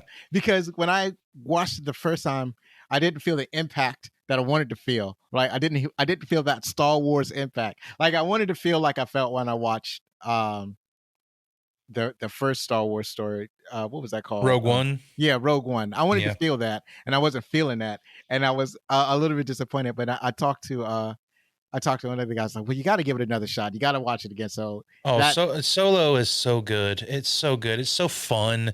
It's really like, it really is everything I wanted out of a Han and Chewie movie. And I want to see more of it. And I can understand people that didn't like it, but you know, you're going to get me going down a Star Wars rabbit hole. And that's the thing you don't want to do, my friend. But yeah, I mean, Rogue One is like up there with Empire for me now. Like Rogue One absolutely is a fantastic Star Wars movie. Absolutely. Yeah. I was way more, I have a way more favorable review or feeling about Rogue One than I have of like any of the other recent Star Wars movies that I think with Rogue One, what makes Rogue One special is it was a totally new story for us. I mean, we finally got to see the war of Star Wars. You got to see people actually fighting the battle over what we saw in the original trilogy. And I think with Solo, we brought a lot of preconceived notions to that movie because those characters we love so much. Whereas Rogue One, we weren't connected to those characters so much. We were able to take what was given to us in that movie and run with it from the start. You With Right. Solo, you've got Han, you've got Chewie, you've got Lando, and those are all characters we grew up watching and love. And some people may not have liked the direction they took with them or the actors that are portraying them. I can see that one being a lot more problematic for people, but I loved Solo. I thought it was great. Right. So I'm going to read the final critics. So we have Sean Axemaker from Stream on Demand. He wrote, "This is Carpenter in prime form. Easily his most violent film. It features iconoclast heroes with a streak of misogyny and unrepentant machismo, which provides a perverse comic book irony." That's the best review I've seen on this list so far, honestly. Yeah. Yeah, he's spot on with that one. And finally, Roger Ebert from Chicago Sun-Times. "The movie has a certain mordant humor and some macho dialogue that's funny, but the movie is not scary, and the plot is just one gory showdown after another." And I can see how you might say that it's not scary. I get that. I'm honestly surprised he didn't have worse things to say about the movie, knowing Roger Ebert. But oh yeah, this is a soundbite. I think that he has much worse, but this is just what they pulled from on Rotten Tomatoes. But that he said that it's one gory showdown after another. That's what we're looking for. That's you don't understand. This is a horror movie with vampires. We're looking for one gory showdown after another, right? That's and to be exactly honest, what we're some after. of the like really the ending of this movie is pretty abrupt. You get this showdown with Valak between Crow and Malik, and that goes down, or Valak and that goes down. But like the ending of this movie is almost a montage, and we don't see a whole lot of stuff going on with the other vampires there. I thought that was a little weird. Yeah, the movie doesn't actually end it because it's basically Jack and the Padre. They go into the house where the other vampires are still alive, and they're going to go by themselves without the benefit of a tow cable to kill all the other vampires that some of them being masters in that house. So it's not. So it does seem like it just kind of it begs the question, why did he let Montoya go off with the armored truck full of weapons? Why didn't he take that Jeep? Well, I guess because he's turning into a vampire, he eventually would have caught fire, but still, it's like, dude, no, you leave my arsenal here. You take your shitty Jeep and you go down the road with that. Yeah, that would have been so much better. It would have made so much more sense, or whatever car that they could find, or maybe they should have just walked off in the sunset. Oh, they can't walk. They can't take the Jeep or walk off in the sunset. He has a full-on vampire in his truck, so that's why he took the truck. So he doesn't want his girlfriend exposed to the sun. So I guess but he should have still taken all the weapons out. True. Of course, he couldn't do that because he still has. As soon as you open the door, his vampire girlfriend is going to burst into flames. So it's that is a tricky situation. Another thing that sometimes with lore with vampires, like when you kill the main vampire, all the others that was turned into one either go back to normal or die with that one. Yep. Yeah, and I thought that was going to happen with this movie. No. They kind of alluded to that. They're going to keep her as a vampire. I'm like, oh, okay. Yeah, I thought that they were going to switch back, but they didn't.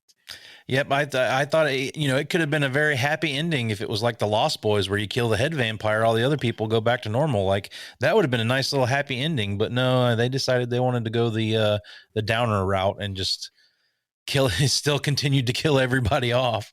Right. Yeah. So it seems kind of whack that. Oh, hold on a second. Oh shoot, I had a yawn attack. So yeah, it seems kind of whack that that it was just two men with just guns and stakes that are going to a house full of vampires. But I guess that's how they're going to play it. That's just how badass James, or what's his name, James Crow? Jack Crow. Jack I was Crow. gonna say another thing of lore that they decided not to do was like, oh, no silver bullets, because sometimes silver bullets work, sometimes they don't. They're like, let's just use regular guns and a stake.